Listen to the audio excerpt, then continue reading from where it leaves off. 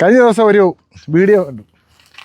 PJ Kurian നമ്മുടെ രാഹുൽ മാങ്കൂട്ടത്തിനെ പറ്റി പറയുന്നത്. അങ്ങനെ നല്ല ചെറുപ്പക്കാർ വേറെ ഉണ്ടെന്നും രാഹുൽ മാങ്കൂട്ടത്തിൽ മോശക്കാരനാണെന്നൊക്കെയുള്ള അർത്ഥത്തിലാണ് PJ കുര്യൻ പറയുന്നത്. പരമമാന്യനാണ് ഈ PJ കുര്യൻ കേട്ടോ. വളരെ സൂര്യനെല്ലി മാന്യൻ എന്ന് പറയും. സൂര്യനെല്ലി കേസിൽ ഏതാണ്ട് അണുവിടയ്ക്ക് ഏതാണ്ട് കള്ളത്തരം കാണിച്ച് രക്ഷപ്പെട്ടതാണ്. അല്ലെങ്കിൽ അളിയൻ ഇപ്പോഴും ജയിലിൽ കിടന്നേനെ. കയ്യിലിരിപ്പ് നല്ലതാണ്. പുള്ളിയെ നേഴ്സ് കുര്യൻ എന്നായിരുന്നു പണ്ട് വിളിച്ചുകൊണ്ടിരുന്നത്. അതിനും കഥയുണ്ട്. ഡൽഹിയിലും മറ്റും പലർക്കും ജോലി വാങ്ങിച്ചു കൊടുത്തുവെന്നും അതൊക്കെ മുതലാക്കിയിട്ടുണ്ടെന്നും ഒക്കെയാണ് പറയുന്നത്. നേഴ്സ് കുര്യൻ എന്നാണ് പറയുന്നത്. എനിക്കറിയത്തില്ല. എന്നാലും PJ കുര്യൻ പരമമാന്യനാണ്. സൂര്യനെല്ലി കേസിനായാലും മുട്ടയിട്ടവനാണ് ഈ PJ കുര്യൻ. അയാളാണ് ഈ രാഹുൽ മാങ്കൂട്ടത്തിൽ മോശക്കാരാന്നുള്ള അർത്ഥത്തിൽ അർത്ഥം ധ്വനിപ്പിക്കത്തക്ക തരത്തിൽ സംസാരിച്ചത്. പക്ഷേ PJ കുര്യൻ മാറ്റി പറഞ്ഞു. ഈ രാഷ്ട്രീയക്കാർക്ക് ഒരു വായി രണ്ട് വർത്തമാനം പറയാൻ കഴിയുമെന്നുള്ളതിന് ഉത്തമ ഉദാഹരണമാണ്. PJ കുര്യൻ ചിലടത്തു നിന്ന് ചില വിളികളൊക്കെ വന്ന് കാണും. ഉടനെ പറഞ്ഞു രാഹുൽ മാങ്കൂട്ടത്തിന് കൊടുക്കാം എന്ന് പറഞ്ഞു. അങ്ങനെ ആകാം എന്ന് പറഞ്ഞു. അയാൾ മലക്കം പറഞ്ഞു. അതാണ് PJ കുര്യൻ. പിന്നെ ഇപ്പം മലക്കം അറിയാൻ പലരും മാറി മാറി ഇപ്പോൾ ഉണ്ട്. ഈ ജനഹിതം അറിഞ്ഞപ്പം പലർക്കും ഈ രാഹുൽ മാങ്കൂട്ടത്തിനെ നിർത്തിയാൽ കൊള്ളാവുന്നുണ്ട്. VD സതീശനൊക്കെ ശക്തിയുക്തം എതിർത്ത ആളാണ്, രമേശ് ചെന്നിത്തലയൊക്കെ. പക്ഷേ ഇപ്പോഴും മാറാത്ത ഒരുത്തനുണ്ട്, ആ കിങ്ങിണിക്കുട്ടൻ മാത്രമേ ഉള്ളൂ.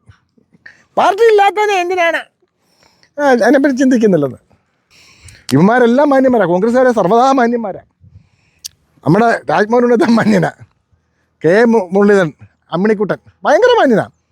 KPCC ആസ്ഥാനത്ത് ബക്കറ്റ് വെച്ച് കഴുകുന്നെന്നാണ് പിന്നെ രാജ്മോഹൻ ഉന്നതാൻ പറഞ്ഞത്. പിന്നെ VD സതീശൻ പരമമാന്യ ഒരു വീഡിയോ ഒക്കെ കിടന്ന് ഇറങ്ങുന്നുണ്ട്. പിന്നെ രമേശ് ചെന്നിത്തല അത് ഭയങ്കര മാന്യന്മാരാണ്. ഇവന്മാർ മൊത്തം മാന്യന്മാരാണ്. ഈ രാഹുൽ മാങ്കൂട്ടത്തിന് മാത്രമേ ഉള്ളൂ മാന്യമില്ലാത്തത്. രാഹുൽ മാങ്കൂട്ടത്തിന് സീറ്റ് കൊടുക്കരുത്, സീറ്റ് കൊടുക്കത്തില്ല, അയാളെ പാർട്ടിയിൽ നിന്ന് വെളിയിലാക്കി, പാർട്ടിയിൽ നിന്ന് വെളിയിലാക്കിയവരെ പറ്റി സീറ്റ് കൊടുക്കുന്നതിനെ പറ്റി ചിന്തിക്കുന്നേ ഇല്ലെന്നാണ് അമ്മിണിക്കുട്ടൻ K മുരളീധരൻ പറഞ്ഞത്. കിങ്ങിണിക്കുട്ടൻ K മുരളീധരൻ പറഞ്ഞത്. ഈ കിങ്ങിണിക്കുട്ടൻ്റെ മര്യാദയും മാന്യതയൊക്കെ നമുക്കറിയാം. അച്ഛനും മോനും കൂടെ പാർട്ടി ആടി വെളിയിൽ പോയി വേറെ പാർട്ടി ഉണ്ടാക്കി വലിച്ചു തെറ്റിയും വന്നതാണ്. പിന്നെയും കോൺഗ്രസ്സിലൊരു ഭിക്ഷാന്തിയെ പോലെ ഇങ്ങനെ വായി നോക്കി നടക്കുന്ന ഒരു അലവലാതെയാണ് ഈ കിങ്ങിണിക്കുട്ടൻ. പറയുന്നത് ഞങ്ങൾ പാർട്ടി ഇന്ന് സംസാരിക്കാൻ പോലും അറിയത്തില്ല. അവൻ്റെ അച്ഛൻ അറിയായിരുന്നു. ഇവനൊന്ന് വാ തുറന്നു സംസാരിക്കാൻ അറിയത്തില്ല ഈ കിങ്ങിണിക്കുട്ടൻ. കിങ്ങിണിക്കുട്ടൻ്റെ പെങ്ങൾ ഞങ്ങളുടെ കൂടെ വന്നു, BJP വന്നു. അവർക്ക് ബുദ്ധിയുണ്ട്. കിങ്ങിണിക്കുട്ടൻ ഇപ്പോഴും ഈ വാലെ താങ്ങി നടക്കുക കോൺഗ്രസ് എന്ന് പറഞ്ഞുകൊണ്ട്. ഒരു കാര്യം ഞാൻ പറയാം, രാഹുൽ മാങ്കൂട്ടത്തിന് പാലക്കാട് സീറ്റ് കൊടുത്താൽ പാട്ടും പാടി അയാൾ ജയിക്കും. ഇവന്മാർക്ക് ചിലപ്പോൾ അയാൾക്കൊരു മന്ത്രിസ്ഥാനം കൊടുക്കേണ്ടി വരും. കാലം പലതും കാത്തു വച്ചിട്ടുണ്ട്. അയാൾക്ക് 100% പാലക്കാട്ട് ജയിക്കും. ഈ കോൺഗ്രസ്സുകാരും CPMകാരും പറയുന്ന ഒന്നുമല്ല ജനഹിതം. ഒരാളെ ചുമ്മാതെ വേട്ടയാടുന്ന കണ്ടാൽ ജനങ്ങൾക്ക് സഹിക്കത്തില്ല. ഈ കള്ള ബലാത്സംഗവും ഒക്കെ അങ്ങോട്ടുണ്ടാക്കി സഹിക്കത്തില്ല. ദിലീപിനെ ഉണ്ടാക്കിയിട്ട് എന്തായി? ദിലീപിനെ ഇത്രയും ബുദ്ധിമുട്ടിച്ചു, 7 വർഷം ഇട്ട് ബുദ്ധിമുട്ടിച്ചു. കള്ളക്കേസ് ദിലീപിനെ വെറുതെ വിട്ടു. ഇപ്പം എര എന്ന് പറഞ്ഞുകൊണ്ട് ആ ഒരു എരയെ അപമാനിക്കുന്ന തരത്തിലാണ് ഇപ്പോൾ ഈ വാർത്തകളെല്ലാം വന്നത്. അവരെ ഒരു മൂലയ്ക്കാക്കി, അല്ലാതെ വേറൊരു ഗുണം ഉണ്ടായില്ല. അവരെ ഒരു മൂലയ്ക്കാക്കി. ദിലീപിന് 7 വർഷം നഷ്ടപ്പെട്ടു, ശരിയാണ്, അത് അയാളുടെ തലേ വരാം. അല്ലെ അയാൾ എന്തെങ്കിലുമൊക്കെ ചെയ്തിട്ട് വേറെ ഭാഗങ്ങൾ ചെയ്തിട്ടുണ്ട്, അതിൻ്റെ കുഴപ്പം. അന്നേരം ഇവന്മാരെല്ലാം മാന്യന്മാർ, മൊത്തം മാന്യന്മാരാണ്. ഈ പിടിക്കപ്പെടുന്നവൻ മാത്രം പന്നനും, പിടിക്കപ്പെടാത്തവന്മാരെല്ലാം മാന്യന്മാരും.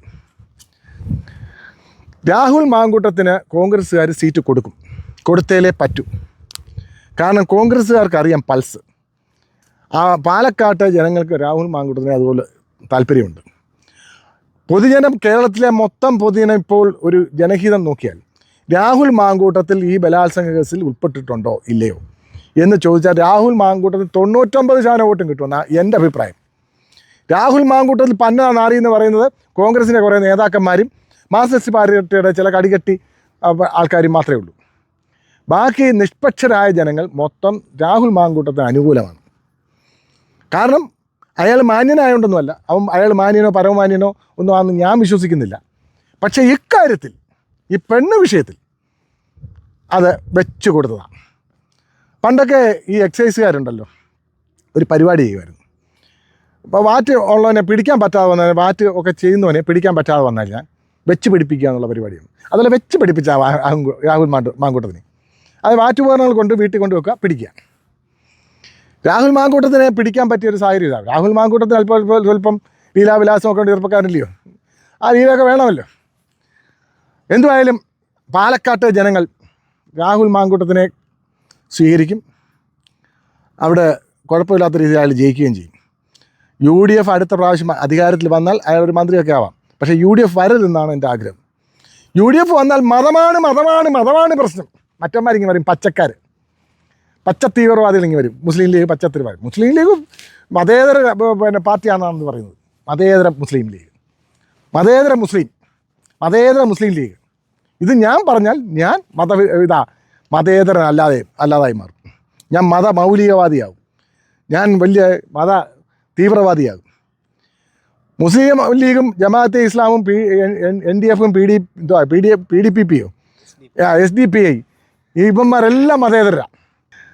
അങ്ങനെ UDF അടുത്ത പ്രാവശ്യം അധികാരത്തിൽ വരരുതെന്നാണ് ഓരോ ഹിന്ദുക്കളും ആഗ്രഹിക്കുന്നത്. UDF വന്നാൽ ഏറ്റവും കൂടുതൽ ഈ മുസ്ലിം ലീഗും അങ്ങനെയുള്ള മുസ്ലിം തീവ്രവാദി പാർട്ടികൾക്കും ഇവിടെ പൂണ്ട് വിളയാടും. LDF വന്നാലും അതൊക്കെ തന്നെയാണ്. പക്ഷേ തമ്മിൽ ഭേദം തൊമ്മൻ എന്നേ പറയാൻ പറ്റൂ. മറ്റൊരു പരസ്യമായി പറഞ്ഞു കഴിഞ്ഞു, മതമാണ് പ്രശ്നമെന്ന് പറഞ്ഞു കഴിഞ്ഞു. ഇനിയിപ്പം നമുക്കത് അവിശ്വസിക്കേണ്ട കാര്യമില്ല, അവർ തന്നെ പറഞ്ഞു കഴിഞ്ഞു. ഈ പാറയുടെ മുകളിൽ വന്ന് എന്ന് പറഞ്ഞാൽ പല ചിന്തകൾ മനസ്സിൽ വന്നു. നന്ദി, നമസ്കാരം.